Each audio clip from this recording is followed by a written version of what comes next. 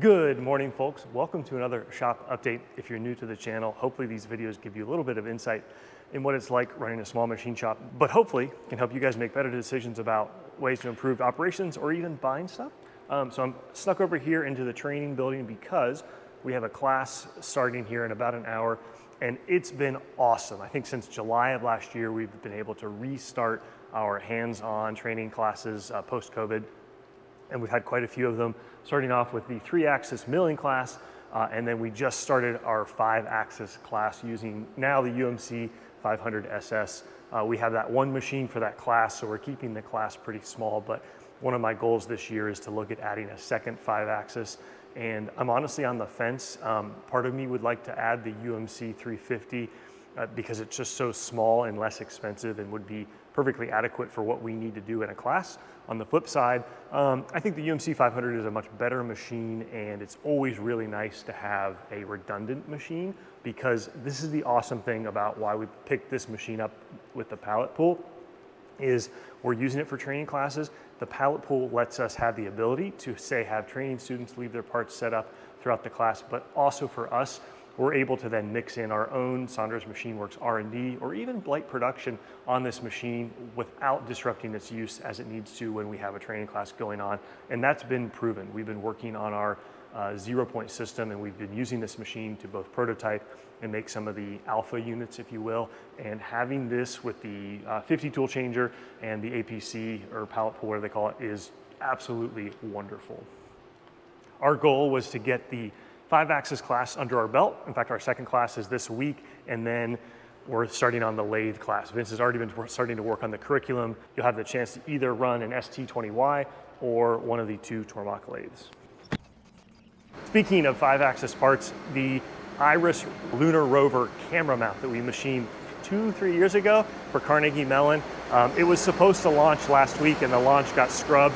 Hopefully it was going to happen in June or July of this summer, but I want to give a shout out again to them and honestly thank them for having the chance to be part of a project making an actual part that's going to fly to the moon on the first ULA launch as part of an actual moon lunar rover. If you watch the video, we'll put a link in the description. NBC just did a really cool little recap focusing on what this means as the first lightweight lunar and the first student-built rover. But if you look at the camera mount on that, or the camera itself, there's a sort of a silver part around it, and that's the part that we made.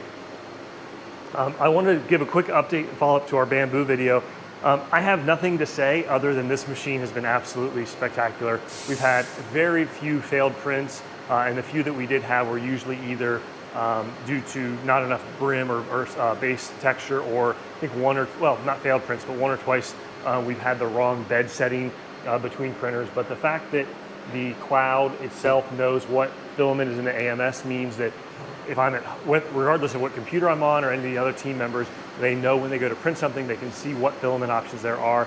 And we have been using it a ton. I should probably figure out a way to pull up the metrics, but I mean, we have gone through 10 fulls of filament in the past month or something, and I'll show you the Gridfinity bins that we've started with now. It's also been really helpful on prototyping the 0-point product that I just mentioned. And that's the big takeaway that I mentioned in that last video that I love. We didn't need a faster printer because we're some sort of a volume printing shop, but it really has made a huge difference in if you have something and you can get it off the printer in, say, an hour or an hour and a half versus 4 hours, it just means you're able to iterate quicker, react to it quicker, see it quicker, and maybe fit 3 or 4 things in the printer throughout the course of a day, versus if it's 4 or 5 hours, you're really only going to get one in, and then maybe you start the second one, but it's not done until the next day. And having that faster turnaround has been huge. And we've also been in situations now where we've had 2 or 3 people wanting to use it at the same time. So the fact that it runs and prints so quickly is absolutely great. And the quality is still awesome. It's just a tool that works really well. So I would continue to give that thing a resounding endorsement. Okay, speaking of new machines though, let's go back and check out the Willemin.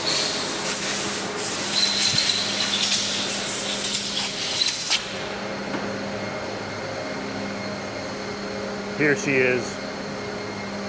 I snuck in this morning a little bit early before most of the rest of the team is here, so it's not powered up or it's not running right now. We'll splice in some B-roll, but the whole process of bringing this machine on has gone incredibly well. Grant's taken the lead on running it. Pushing the cam out of Fusion has worked incredibly well. Shout out to both CJ as well as the folks at DSI for the work on that post to get that running so well. We've got the IMCA bar feeder, which has been working as well. In fact, it was doing its first actual, unattended bar feeds during the day last week, and we're running production on it now. We've moved some of our products over to it, and the ability to do some of the detailed engraving work on it is just absolutely awesome. If you're not familiar with this machine, I can't open the door right now, but it's got a 30,000 RPM milling spindle, and it takes these little HSK 40E holders that can do both milling and turning, as you can see right there. And we're primarily doing milling, so the ability to make parts like this for our new puck chuck, I think is what we're going to call it, the 0-point system, is absolutely great. And we're also moving some of our diamond pin and fixturing pin work over to it as well. Again, this machine probably deserves a whole video of it on its own, but I just want to say it's been really great. I was pretty nervous. It's a 20-year-old machine that has, I think it was like 1 or 2 million tool changes. It's lived a real life of production, and so buying that old of a machine with that old of a control is no joke, but it has gone very, very well. Ooh, and while we're over here, we are starting to do some more experimenting with some heat treating stuff. We had a really small, sorry, this area of the shop is a mess, I readily admit. We had a really small tabletop oven, and I honestly had no complaints about that thing, other than that it was a pretty small chamber inside, and it wasn't the easiest control to understand, and so we picked up a hot shot oven and kiln, just a much larger chamber inside, and a pretty nice control. We've used that a few times to heat treat some parts, which has worked great. But in full disclosure, most of the time we're just sending stuff out because it's so easy, inexpensive, and frankly, it's something we're happy to leave to the experts when we can, but when we need something done the same day, it's been really nice to have that here. I just admit, part of my process this year, which you probably heard if you listen to the podcast, has been really taking a 6 or 7 year approach to how long we've been in this building, to doing an overhaul of cleaning and organization and equipment we have. So we've really gone on a pretty big purge of selling stuff that we're just not using anymore, as well as for now kind of moving stuff over to here, and then as we'll get some help this summer with interns, both either to have the interns helping clean or helping them run the machine so that frankly I can come back here and do some sorting and cleaning. But I kind of realized, when you go into those shops that have been around for 10, 20, 30 years, more often than not, they're just filled up with stuff.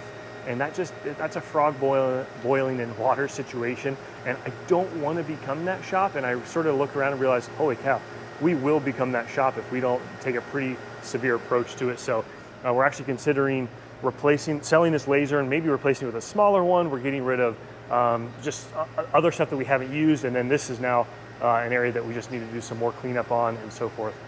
Huge improvement to our RO system. Reverse osmosis works by pushing water through a membrane filter. It basically strips the water of stuff, so it becomes better, pure water. If you think about it, the better your pressure is, the better the water can be pushed through that filter and function. And what we realize is buying a really inexpensive booster pump like this really helps. Has a little gauge there to show you what it's doing. So we added that a while back, and we're getting better flow and better longevity out of our RO system that gives us the clean water that we need, and is delivered throughout the white PEX lines you see here so that we have water readily accessible, pressurized at each of our CNC machines. Another huge shop improvement that we've started, we're using, and we're going to continue to work on and improve is process bins. So everything from equipment like an air compressor to our product line now have a process bin.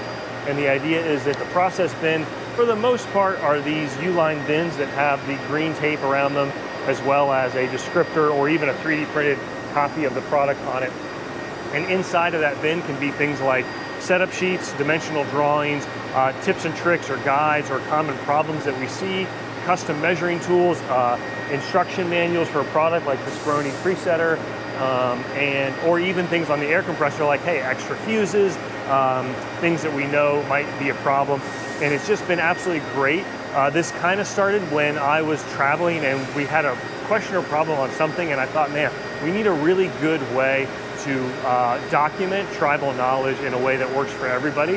Whether that's me calling in and saying, hey, grab that process bin, that'll have the information we need to talk about over the phone, or even better, somebody able to sort of problem solve that on their own. And it gives those things a home. It gives things like, again, dimensional drawings, custom gauges, good examples, bad examples at home. We're even doing things like, hey, when we've made mistakes before, let's document that mistake in a photo, and what we can then do, we're not doing this yet, but is we can then revisit on a cycle and go through, okay, how are we doing on this particular product? Is that stable? Is it something we need to tweak? How often do we need to look for something?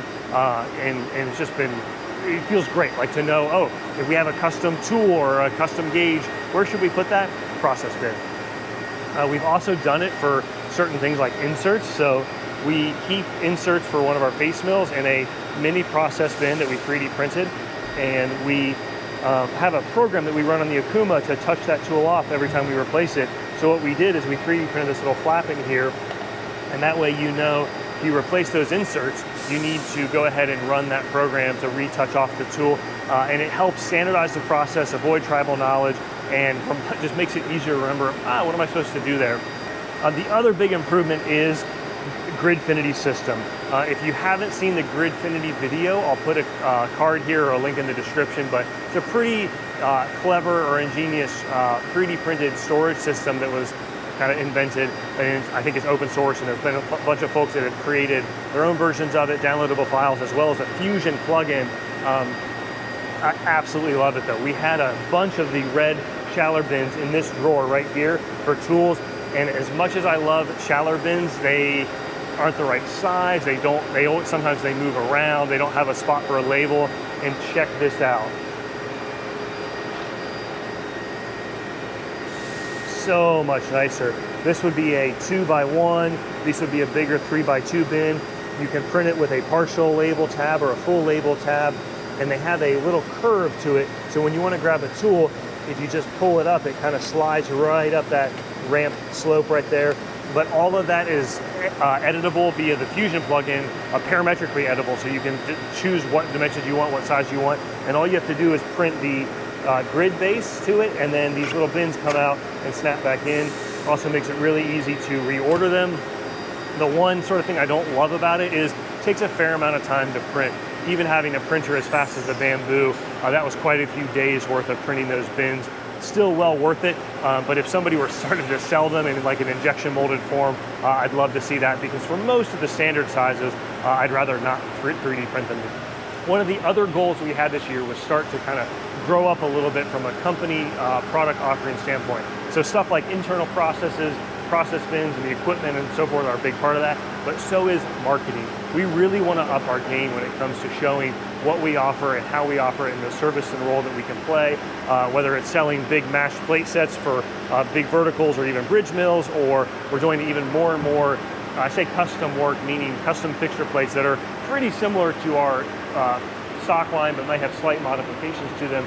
And so one of the things that we did on that marketing front, outside of just our own website, is we actually created a profile on ThomasNet. They had reached out and kind of given us their sales pitch, and I wasn't totally sure what I wanted to do with it, but what I realized is it could be a really good sort of trusted resource for showing who we are in this field of work holding and fixturing. So we just simply rounded out our profile, and then we made a video. It was kind of funny. They were willing to come out and film the video for us. I thought, no, we could do that. So we now have a ThomasNet profile, and that's one of the few things I want to get through this year as well, because for us as a business, being able to sell the hobby stuff is always important to me, because that's who I was growing up, but we are able to grow a lot more by targeting the larger vertical machining center plate market. So that's a very important segment to us. The two last things, number one, we are coming out with our own 0-point system. Really excited for it. It's going to be a really nice way of rounding out the products that we offer. We have our fixture plates, we have the mod vise system, which is wonderful, but I will readily admit, sometimes the mod vise isn't the product that you want, whether it's because you want something like a quick change fixture, or you don't want the setup time involved in even adjusting the mod vise. So our 0-point system will offer you the ability to do a single pull stud style, very high accuracy repeating system. If you want to be on the wait list for that, we'll put a link in the description below. We have made the first batch of them. They're going out to for internal testing, as well as to a couple of alpha testers. It's a for sure a legitimate step up for us in terms of our product. So we spent a lot of time focusing on the engineering, the dimensions, the processes, and it's going well, but we're taking that very seriously. So we've got a little bit more work to do, but I'm really happy with how it's coming. And finally, the last thing that's probably been one of the best changes for us for Lex, which is our kind of homebrewed ERP system, has been having it show us a single page that shows us what is outstanding. So we use Shopify as our e-commerce platform, and you can log into Shopify and it'll show you unfulfilled orders. There's two problems with that. Number one, that can become really noisy, especially if we end up with having 10 or 15 custom fixture plates that are currently on order, and those may have a 1 to 2 or 3 month lead time if there's things like we're waiting on final dimensions from a customer, or they're just a longer lead time because of, say, anodizing, and I don't want to necessarily have all that noise. And the second thing is that Shopify just kind of neuters you on what you're able to do with your data from a reporting standpoint or analytics, and so what we have done is pulled that data into Lex for quite a while, which has the other benefit of us being able to track our own sales history reporting and other nuances around cost of goods sold and so forth and revenue. But we now have, I can't show you guys because it has all the customer data in it, so I'm sorry, but we now have a unfulfilled order screen in Lex so that we are able to control. So we can remove the stuff that I don't want to see for whatever reason. Let's say like we're just waiting a couple of days on a screw. That may not be something that I want to have in there, but it gives us that ability to say, okay, there's 7 orders outstanding. Here's how many plates are in that, are in the total in those jobs, and most importantly, then we can start putting in approximations of how much time those are going to take. So it's kind of a backward way of looking at job scheduling. It's sort of like, hey, here are your due dates, here's how much time these are going to take, and it helps us understand, okay, say, do we have time to run a couple more pieces of inventory on one of these machines, or do we need to say, nope, we need to make that a priority so that we either meet or exceed expectations on delivery time. So as always, folks, hope you learned something, hope you enjoyed, take care, see you soon.